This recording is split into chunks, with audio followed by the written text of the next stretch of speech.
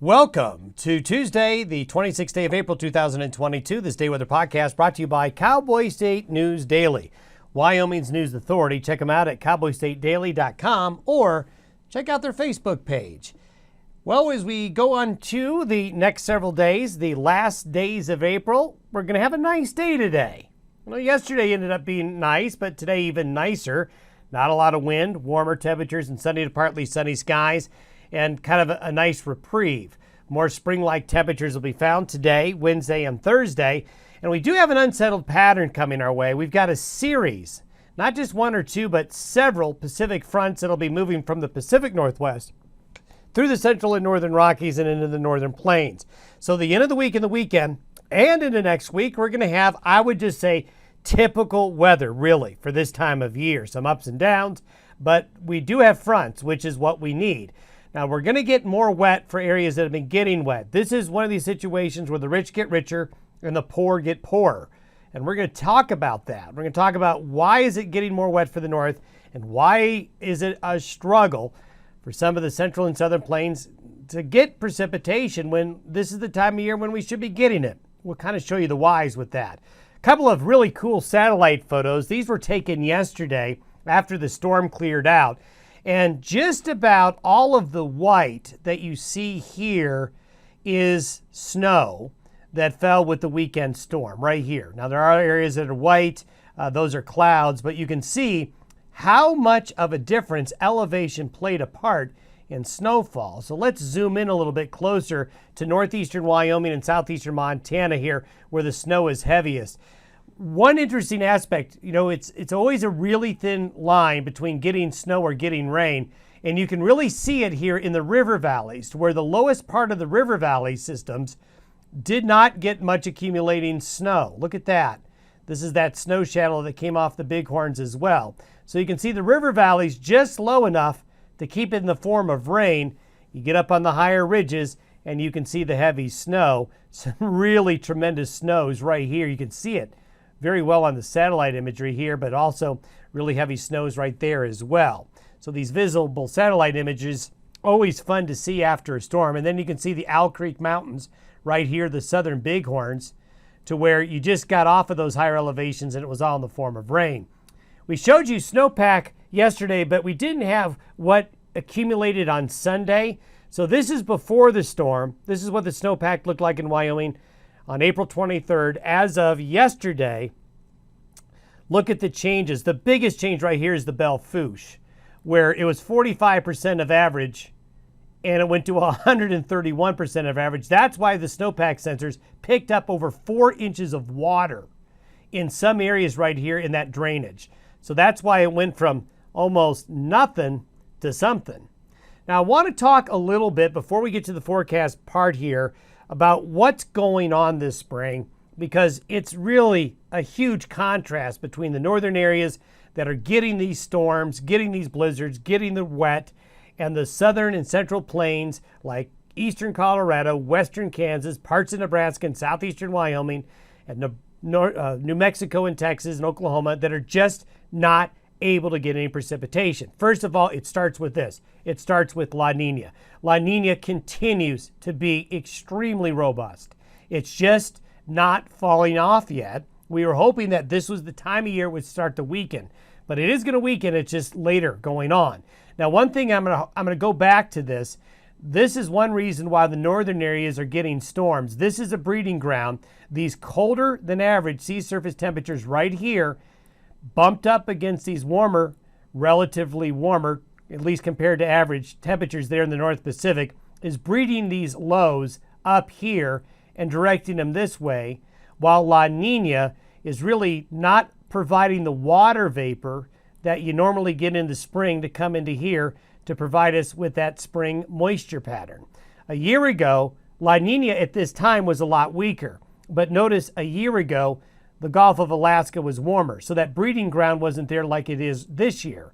So this back and forth between these different temperatures in the Gulf of Alaska and near the equator here with this very robust La Niña is really playing a big role. So what has happened is that this blue line basically is representing the mean jet stream wind, kind of the average jet stream wind over the last 6 weeks. So here's the breeding ground of storms in the Gulf of Alaska.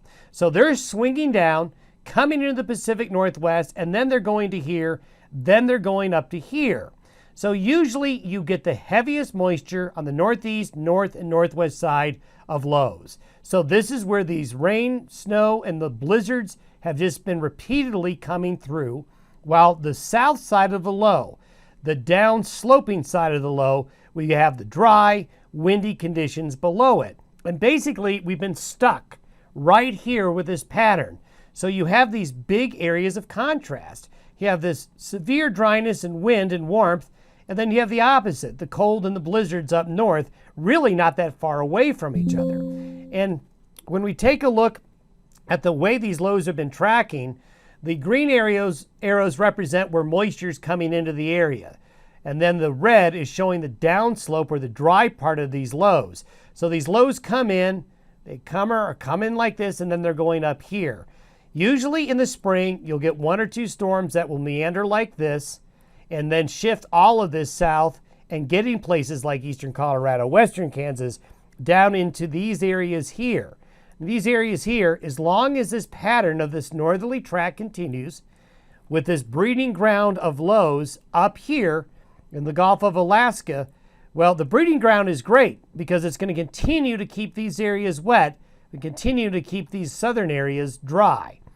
Downsloping winds off the Rockies. And this is what happens right here. The air comes downhill.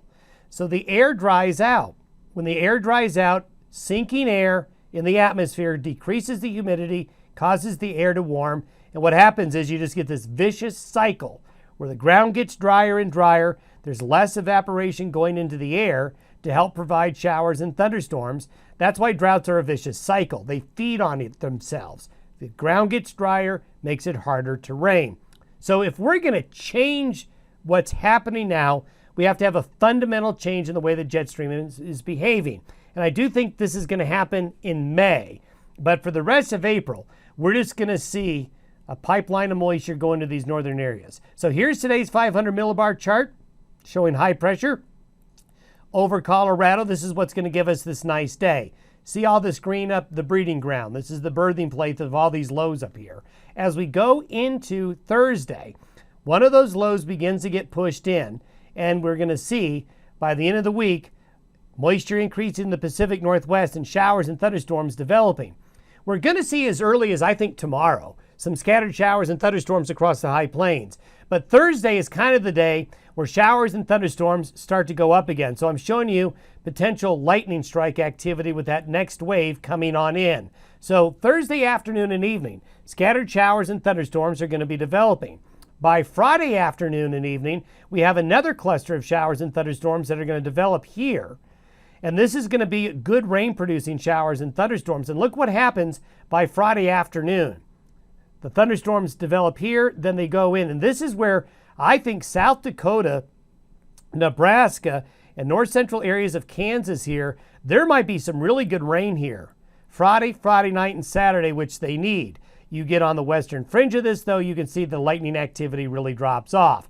So it's not going to get everybody. By noon Saturday, we have an intense, small, but intense little low forming. This is going to bring wet weather to North Dakota, South Dakota, central and eastern Nebraska, and northeastern areas of Kansas. But look, we've got other systems coming in right here. Is this Gulf of Alaska area is just going to feed more fronts and lows. So it's kind of be like a machine gun of lows swinging through the Pacific Northwest and northern Rockies. This is what the precipitation forecast looks like through noon Saturday. So you can see right here is going to be some really good precipitation. But notice, here's that dry area again. Now, I do think there's going to be some showers and thunderstorms here, but you just got to get lucky. As we go out further, there's another little wave coming through Sunday. Look at that, another one behind it. It just keeps recharging up here. Now, that's good because what this is going to do for the northern areas, what it's going to do for this area right here is going to keep it wet well into the middle of next week. Here's another wave coming through on Tuesday. Now, this system on Tuesday may end up being a generator further south. You see this little tail? We're hoping that that can swing in Tuesday and Wednesday of next week, making a better chance of rain here. Maybe. We'll see, but the potential is there. And you can see that. This is the precipitation that falls Monday through Thursday of next week. More wet in the Pacific Northwest, more wet for Montana. Look at that. And then this little spike of more rain and showers and thunderstorms. Hopefully this forms. Again, we'll put a question mark on that. But the pattern does get more busy. But you can see the white down here. The further south, we're continuing to struggle. So we're getting better precipitation along these lines here, north of these lines. We got to get this to shift south if there's going to be any help down here. And what will happen sometimes in the month of May, as the jet stream weakens, we continue to have this breeding ground up here.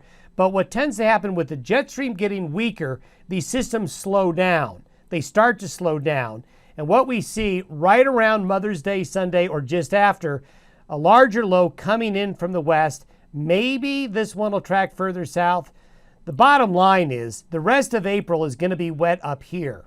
It's going to be wet in these areas right here, and that's really going to help. I think for May, for these areas to get help, it's going to be May. It's going to be May before that help, at least significant help, comes on in. Have yourself a great Tuesday. We'll see you.